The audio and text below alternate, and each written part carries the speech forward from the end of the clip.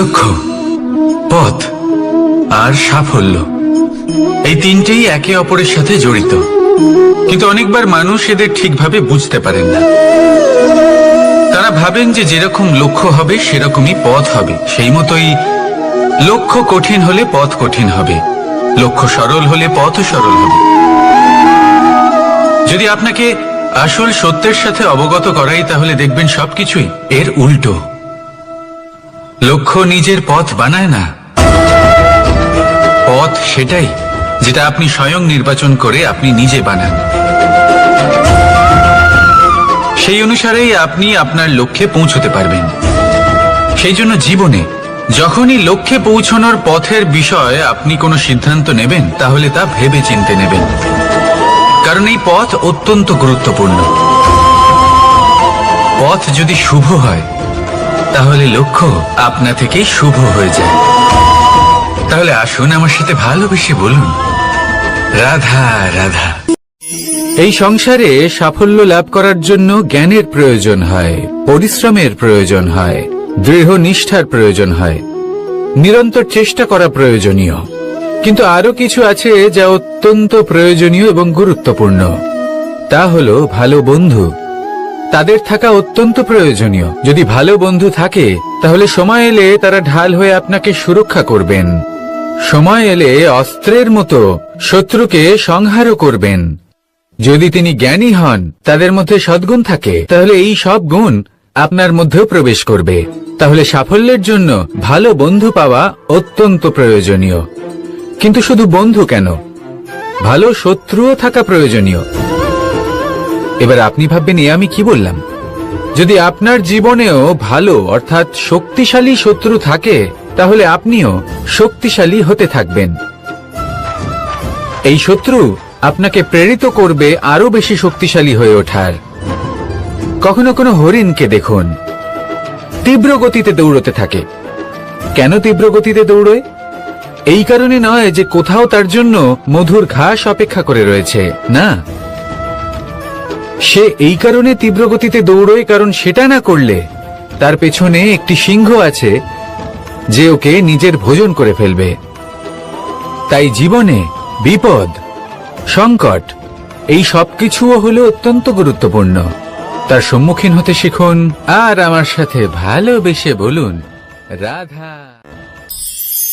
আপনি কখনো পাখিদের দেখেছেন? যেভাবে মানুষ তার সন্তানকে জন্ম দেয়, পাখিরাও সন্তানদের জন্ম দেয়।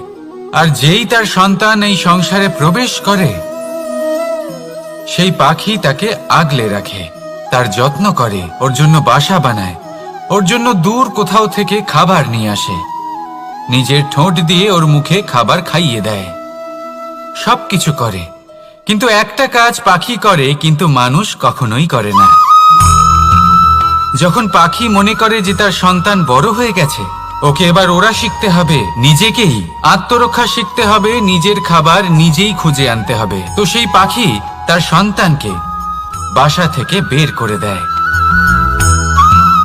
তারপর সেই পাখির সন্তান নিজে উড়তে শেখে, আত্মরক্ষা করতে শেখে এবং আস্তে আস্তে সে আত্মনির্ভর হয়ে ওঠে।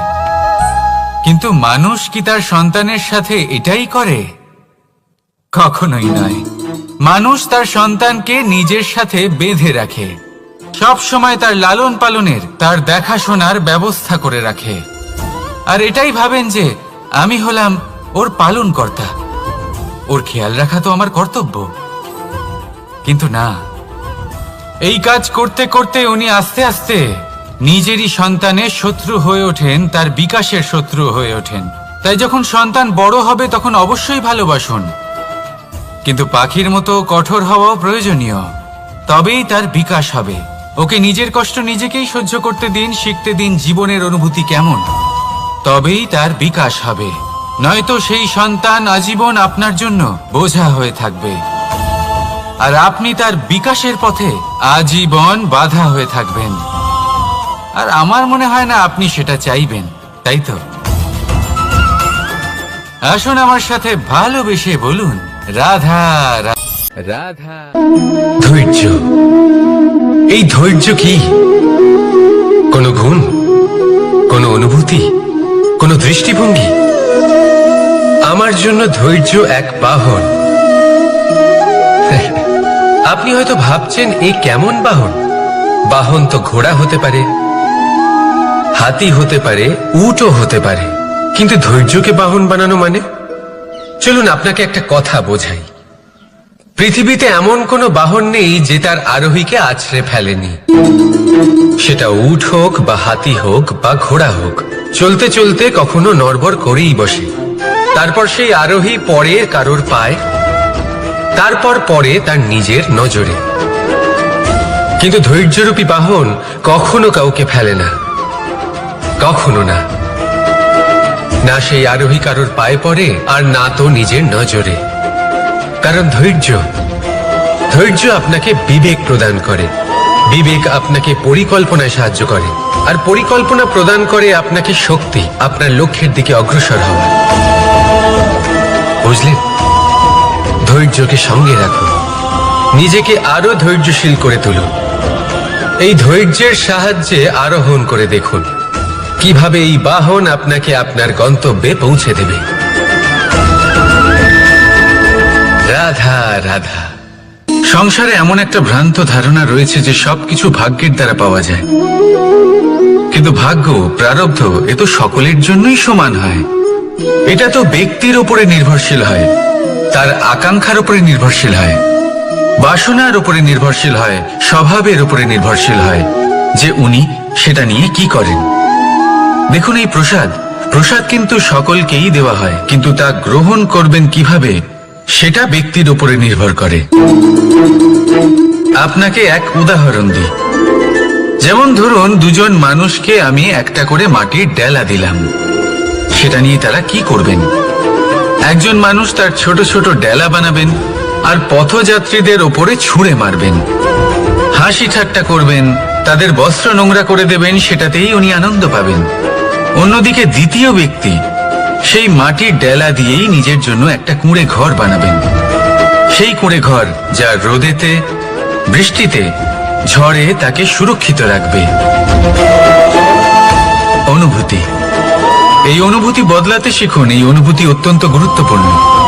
ভালোবাসাতেও এই অনুভূতি হলো অত্যন্ত গুরুত্বপূর্ণ। ভালোবাসা সে বন্ধুর সাথে হোক, মা বাবার সাথে হোক, ভাই বোনের সাথে হোক, স্ত্রীর সাথে হোক, যে কারোর সাথে হোক। মনে রাখবেন, এই হলো সেই অনুভূতি যা আপনার ভাগ্য নির্ধারণ করে থাকে। তাহলে আসুন আমার সাথে প্রেমের অনুভূতি নিয়ে বলুন, রাধা রাধা। শক্তি এক অত্যন্ত বিচিত্র বস্তু, বা বলতে পারেন অনুভূতি। পিতা সবসময় চান যেন তিনি তার শক্তি পুত্রকে সঁপে দিতে পারেন, যাতে সে শক্তিশালী হয়, যাতে তার মঙ্গল হয়।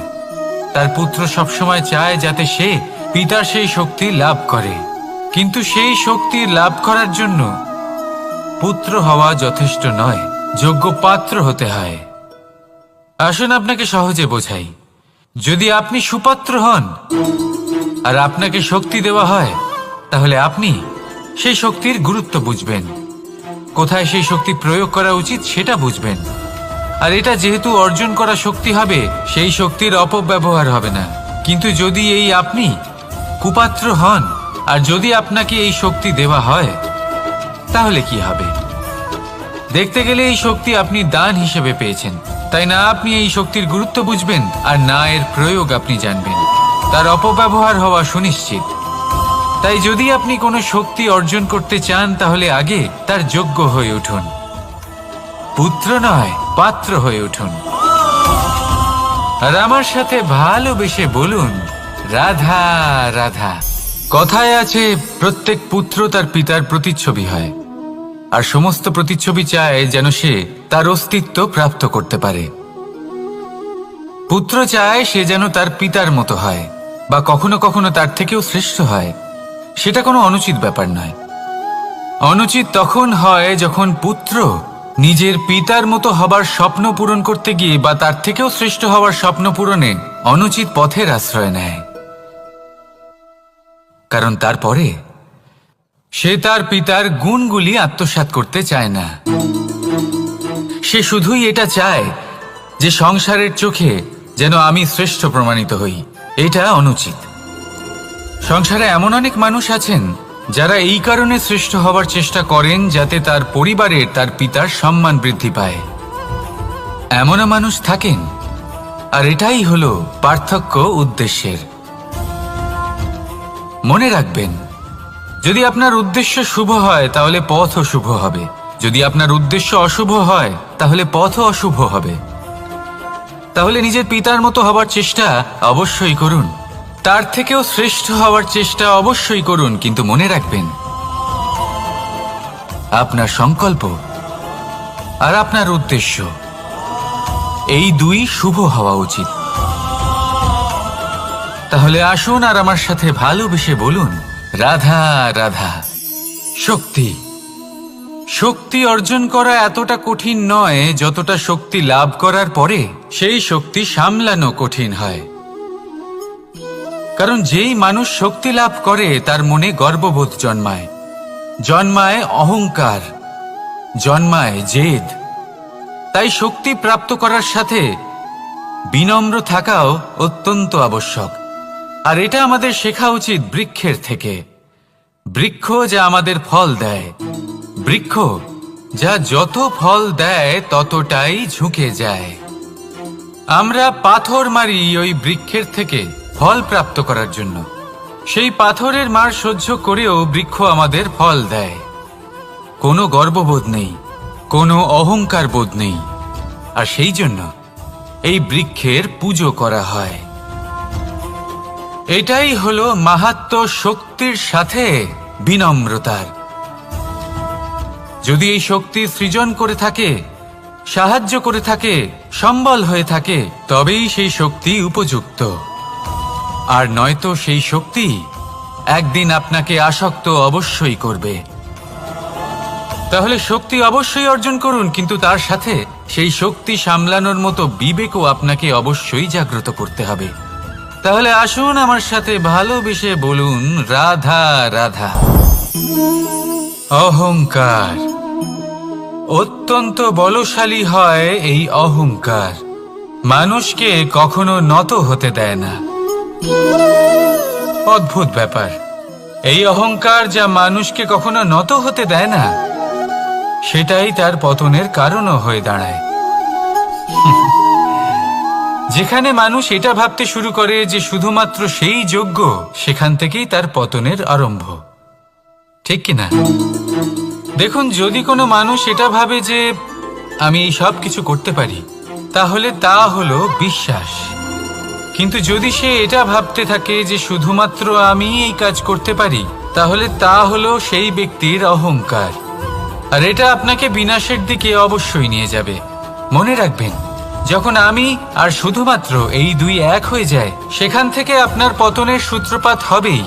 তাই আপনি কখনোই এই অহংকারের চক্রব্যূহে ফেঁসে যাবেন না।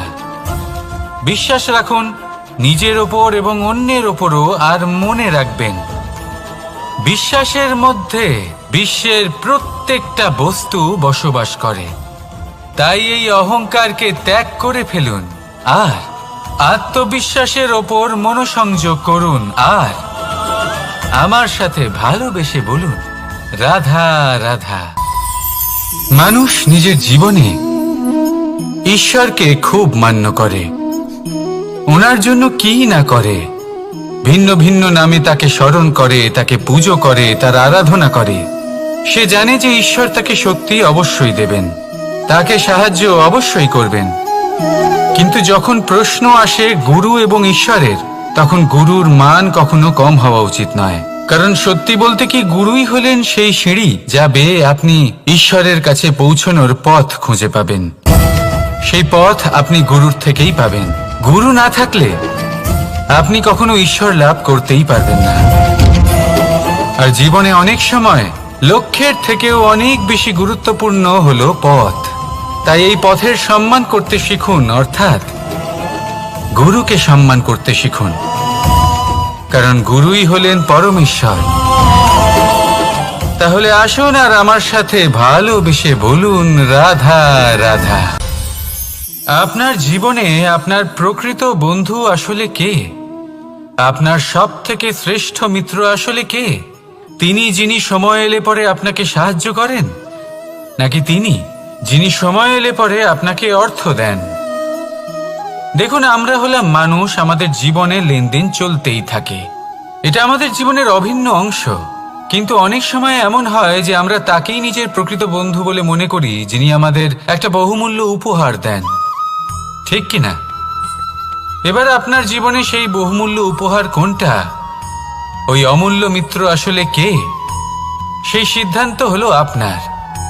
কিন্তু যদি আপনি আমাকে জিজ্ঞেস করেন, তাহলে আমার মতে স্বর্ণ, হিরে, মুক্ত, ধন এগুলো বহুমূল্য নয়।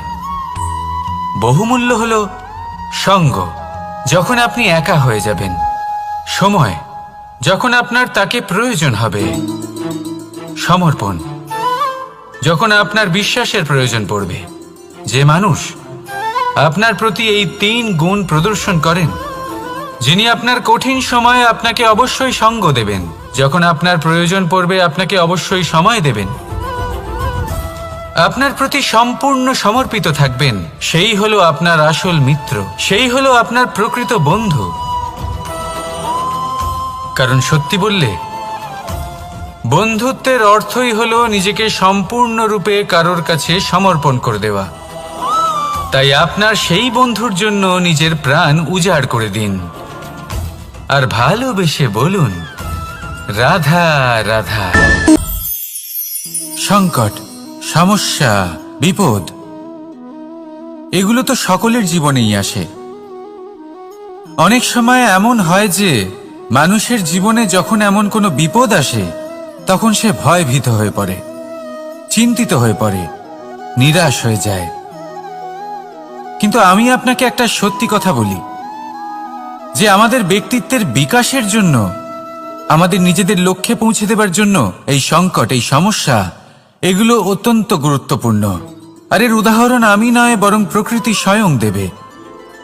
আপনি নিজেই ধরিত্রী মাতাকে দেখে নিন। ধরিত্রী মাতা সূর্যের তাপ সহ্য করেন কেন? যাতে পৃথিবীতে যে জল রয়েছে তা বাষ্পে পরিণত হয়ে ওপরে উঠে মেঘ হয়, আর পৃথিবীতে বর্ষা হয়ে ফিরতে পারে, নতুন জীবন দান করে। আর অন্যদিকে পাতা ঝরার মরশুমে কোনো বৃক্ষকে দেখুন, পাতা ঝরার মরশুমে সমস্ত পাতা ঝরে যায়, তারপরে সেই গাছে নবনির্মাণ হয়, নতুন পাতা জন্মায়, সেই গাছ আবার ভরে ওঠে, সবুজে সবুজ হয়ে ওঠে। সেইভাবেই আপনার জীবনেও সংকট এবং সমস্যা এগুলো তো আসতেই থাকবে, কিন্তু আপনার এগুলিকে ভয় পেলে চলবে না, পিছু হটলে চলবে না, নিরাশ হলে চলবে না, বরং দৃঢ়তার সাথে, সাহসের সাথে তার সম্মুখীন হতে হবে। যদি আপনি এটা করতে শিখে যান, তাহলে আপনি দেখবেন যে এই সমস্যা, এই সংকট, এই বিপদ আপনাকে শক্তি প্রদান করবে। আসুন আমার সাথে ভালোবেসে বলুন, রাধা রাধা। প্রকাশ কার মধ্যে থাকে? সূর্য। শীতলতা কার মধ্যে থাকে? চন্দ্রমার মধ্যে। এবার যদি সূর্যের মধ্যে প্রকাশ না থাকে কি হবে? অন্ধকার। যদি চন্দ্রমার মধ্যে শীতলতা না থাকে তাহলে কি হবে? মহা অন্ধকার।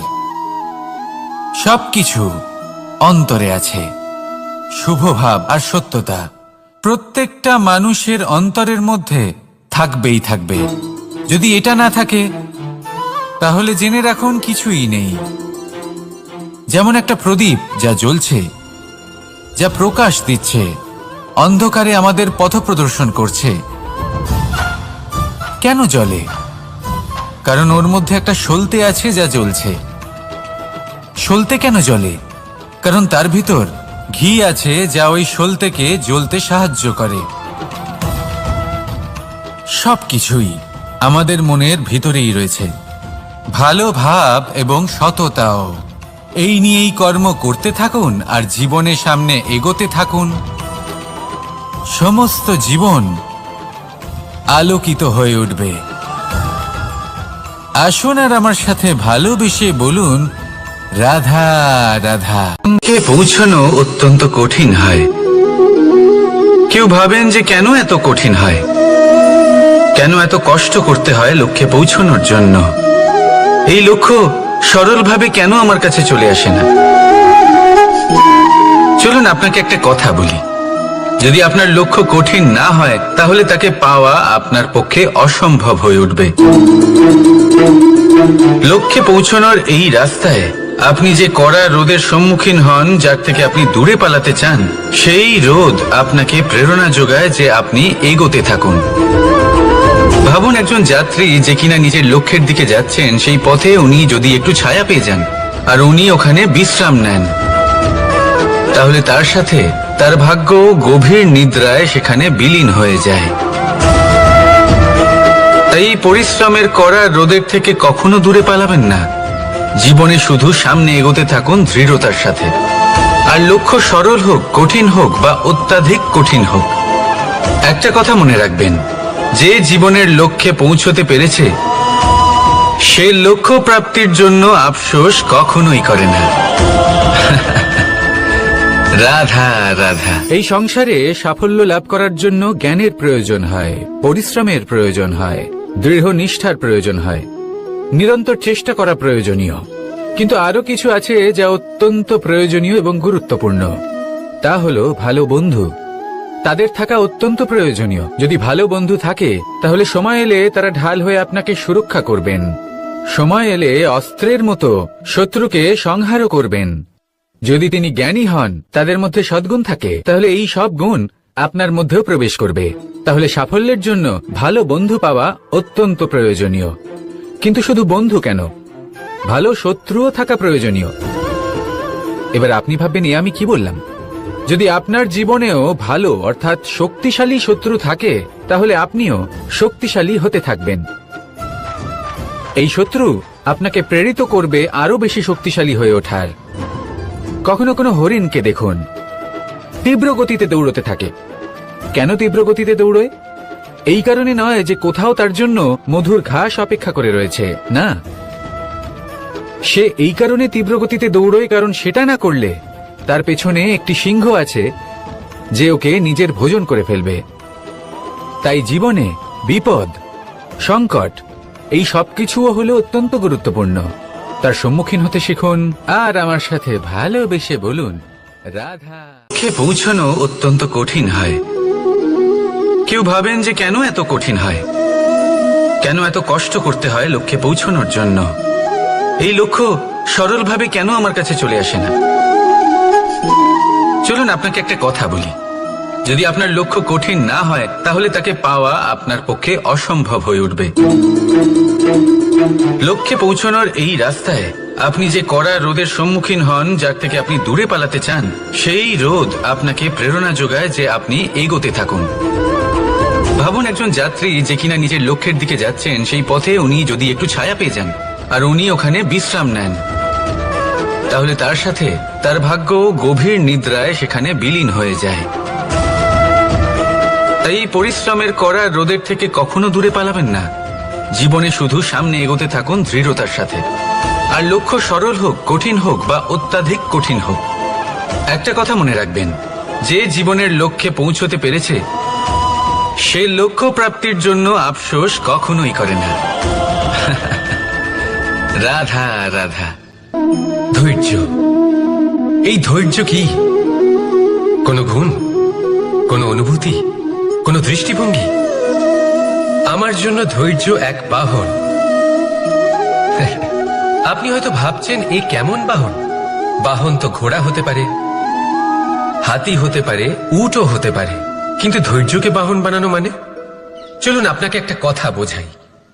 পৃথিবীতে এমন কোনো বাহন নেই যে তার আরোহীকে আছড়ে ফেলেনি। সেটা উট হোক বা হাতি হোক বা ঘোড়া হোক, চলতে চলতে কখনো নড়বড় করেই বসে। তারপর সেই আরোহী পরে কারোর পায়, তারপর পরে তার নিজের নজরে। কিন্তু ধৈর্যরূপী বাহন কখনো কাউকে ফেলে না, কখনো না। না সেই আরোহী কারোর পায়ে পড়ে আর না তো নিজের নজরে। কারণ ধৈর্য আপনাকে বিবেক প্রদান করে, বিবেক আপনাকে পরিকল্পনায় সাহায্য করে, আর পরিকল্পনা প্রদান করে আপনাকে শক্তি, আপনার লক্ষ্যের দিকে অগ্রসর হওয়ার। বুঝলেন?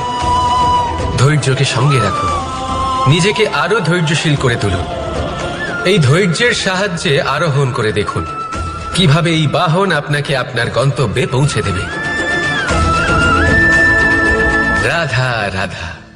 সংসারে এমন একটা ভ্রান্ত ধারণা রয়েছে যে সবকিছু ভাগ্যের দ্বারা পাওয়া যায়, কিন্তু ভাগ্য, প্রারব্ধ এ তো সকলের জন্যই সমান হয়। এটা তো ব্যক্তির উপরে নির্ভরশীল হয়, তার আকাঙ্ক্ষার উপরে নির্ভরশীল হয়, বাসনার উপরে নির্ভরশীল হয়, স্বভাবের উপরে নির্ভরশীল হয় যে উনি সেটা নিয়ে কি করেন। দেখুন, এই প্রসাদ কিন্তু সকলকেই দেওয়া হয়, কিন্তু তা গ্রহণ করবেন কিভাবে সেটা ব্যক্তির উপরে নির্ভর করে। আপনাকে এক উদাহরণ দিই। যেমন ধরুন, দুজন মানুষকে আমি একটা করে মাটির ডেলা দিলাম, সেটা নিয়ে তারা কি করবেন? একজন মানুষ তার ছোট ছোট ডেলা বানাবেন আর পথযাত্রীদের ওপরে ছুঁড়ে মারবেন, হাসি ঠাট্টা করবেন, তাদের বস্ত্র নোংরা করে দেবেন, সেটাতেই উনি আনন্দ পাবেন। অন্যদিকে দ্বিতীয় ব্যক্তি সেই মাটির ডেলা দিয়েই নিজের জন্য একটা কুঁড়ে ঘর বানাবেন। সেই কুঁড়ে ঘর যা রোদেতে, বৃষ্টিতে, ঝড়ে তাকে সুরক্ষিত রাখবে। অনুভূতি, এই অনুভূতি বদলাতে শিখুন। এই অনুভূতি অত্যন্ত গুরুত্বপূর্ণ। ভালোবাসাতেও এই অনুভূতি হলো অত্যন্ত গুরুত্বপূর্ণ।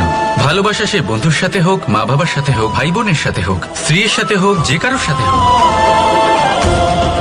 মনে রাখবেন, এই হলো সেই অনুভূতি যা আপনার ভাগ্য নির্ধারণ করে থাকে। তাহলে আসুন আমার সাথে প্রেমের অনুভূতি নিয়ে বলুন, রাধা রাধা।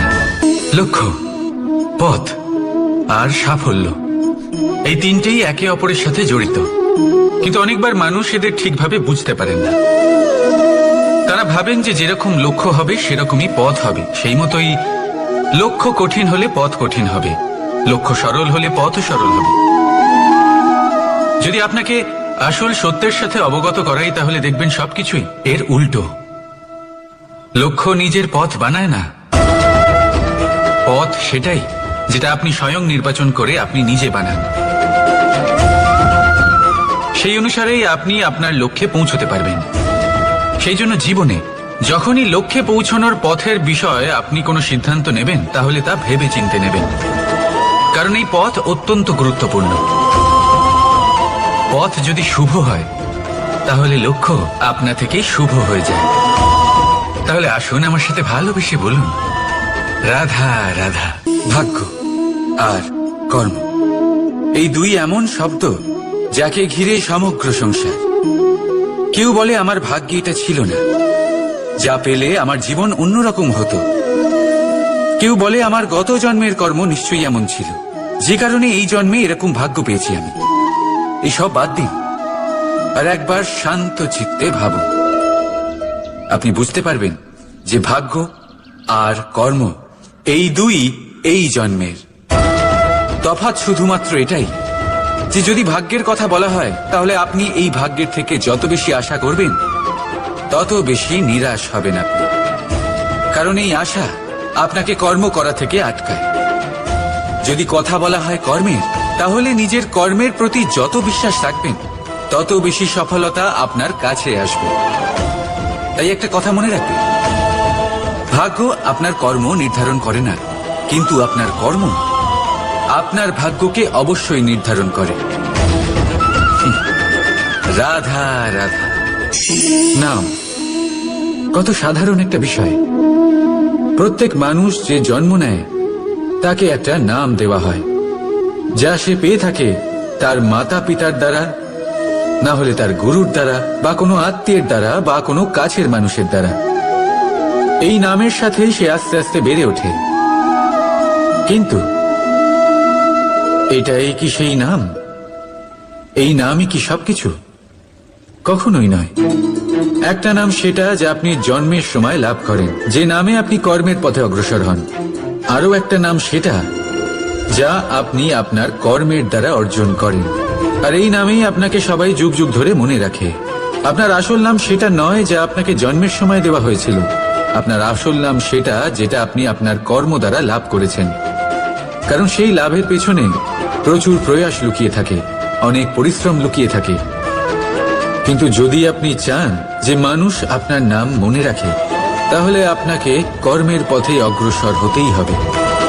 শুভ কর্ম করতে হবে, অনর্গল চেষ্টা করে যেতে হবে, মহান কাজ করতে হবে, আর বিশ্বাস করুন, আপনি একটা মহান নামের ফল অবশ্যই লাভ করবেন।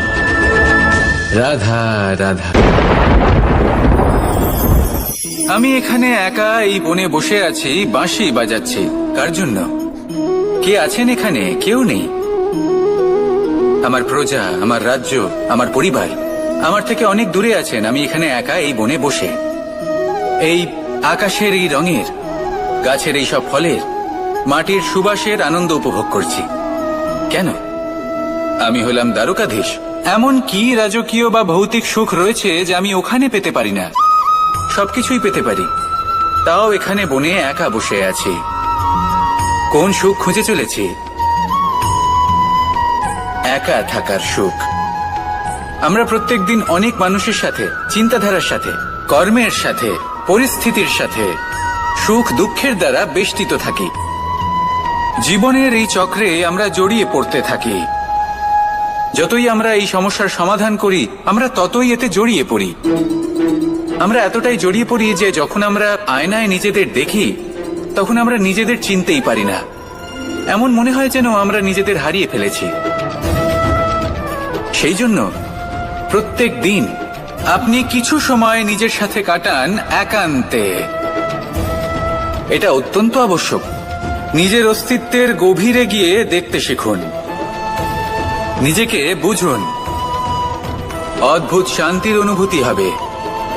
যেমন এই বায়ু, এই বৃক্ষ, এই পুষ্প, এই নিসর্গ, এদের মতো আপনিও কখনো একলা হতে শিখুন।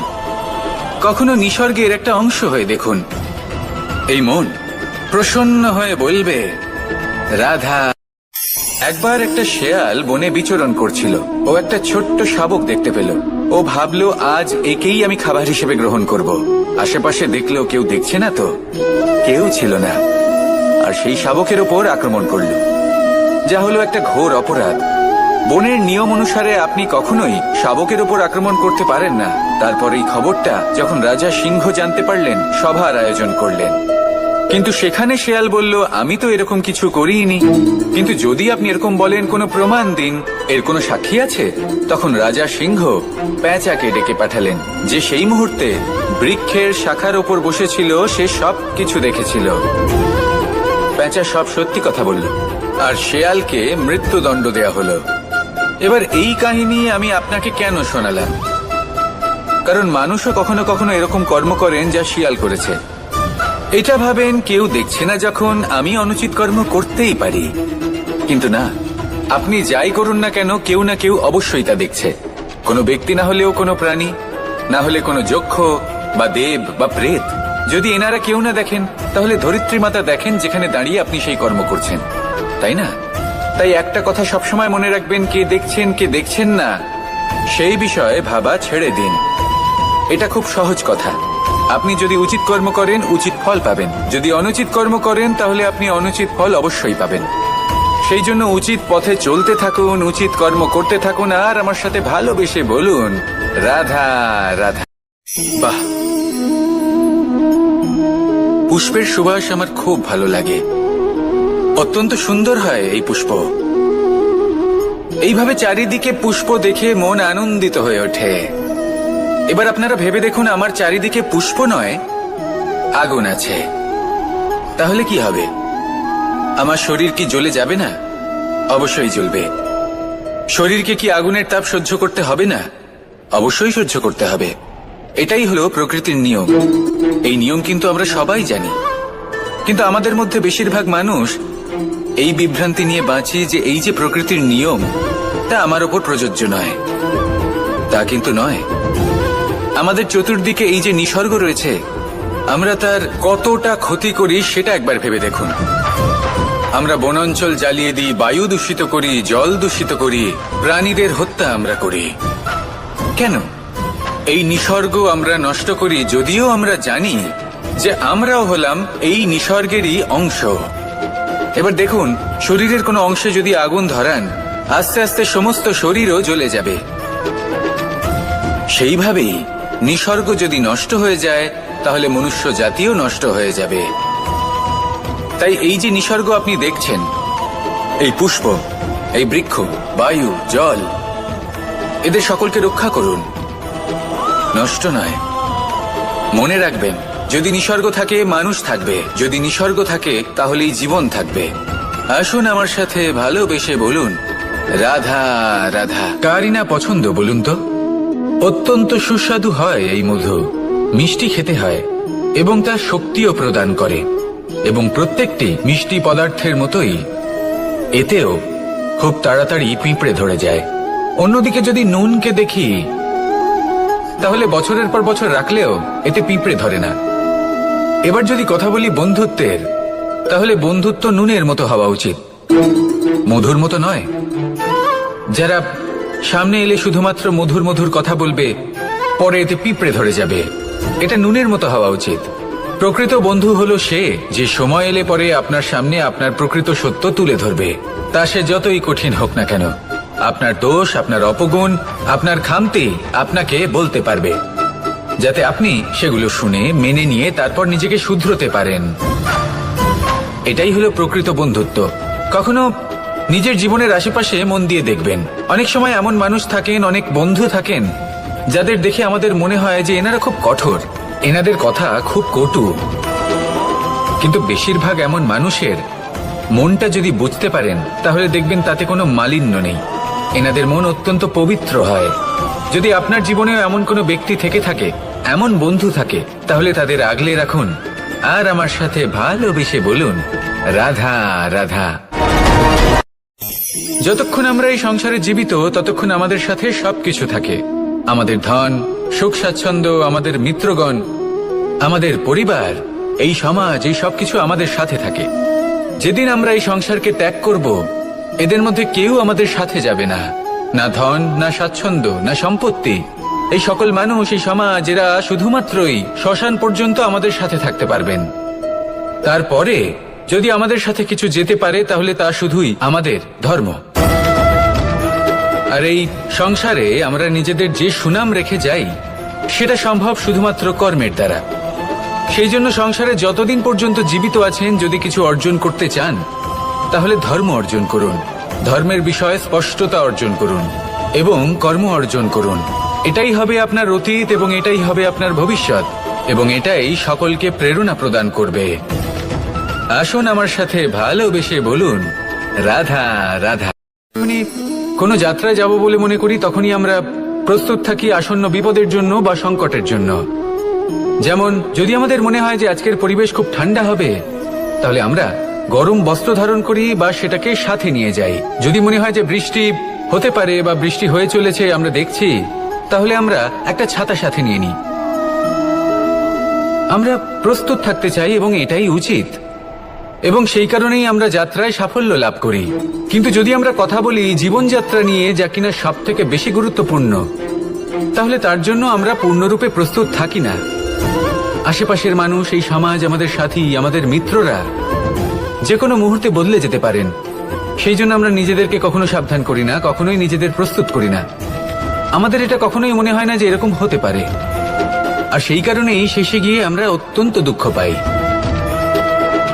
একটা অমূল্য শিক্ষা আছে যেটা আমাদের লাভ করা উচিত, সতর্ক থাকা উচিত। এই জীবনযাত্রার জন্য শুধুমাত্র এই পরিবেশের বিষয়ে তথ্য সংগ্রহ করা বা তাকে অনুমান করা, এটুকু হলেই চলবে না। আমাদের আশেপাশের মানুষজনকে দেখতে হবে, তাদের স্বভাব, পরিস্থিতির ওপর নজর রাখতে হবে। যখন তারা রং পাল্টাচ্ছেন, নজর রাখতে হবে, তা অত্যন্ত আবশ্যক। পরিবর্তন আপনার জীবনে অবশ্যম্ভাবী, সঠিকভাবে তার সম্মুখীন হন। আসুন আমার সাথে ভালোবেসে বলুন, রাধা। এই সংসারের সব থেকে বড় সুখ কি? কেউ বলবেন নিজের লক্ষ্য প্রাপ্ত করা, কেউ বলবেন ধন উপার্জন করা, কেউ বলবেন নিদ্রাই সব থেকে বড় সুখ, কেউ বলবেন রাজ্য লাভ করা, আবার কেউ বলবেন মাতার হাত থেকে খাবার খাওয়া, আদি ইত্যাদি। কিন্তু যদি সত্যি কথা বলি, এই সংসারের সব থেকে বড় সুখ হলো সেবা করা। কখনো কাউকে সেবা করে দেখুন। এই সেবা দ্বারা অন্য কোনো মানুষের আশীর্বাদ লাভ করাতেই সুখ রয়েছে। আপনার সেবা ভাব দ্বারা যখন কোনো মানুষ নিজের অন্তরাত্মা থেকে আপনাকে আশীর্বাদ করে, তার থেকে বড় সুখ আর কিছুই নেই। কারণ প্রত্যেক মানুষের মধ্যে ঈশ্বর বাস করেন। নরের সেবাই হলো নারায়ণের সেবা। নিষ্কাম সেবা করাই হলো সব থেকে বড় সুখ। তাই নিজের অন্তরে সেবার এই ভাব জাগ্রত করুন। যে সুখের কথা আমি বলছি সেই সুখ অনুভব করেই দেখুন। এই মন সুপ্রসন্ন হয়ে বলবে, রাধা রাধা।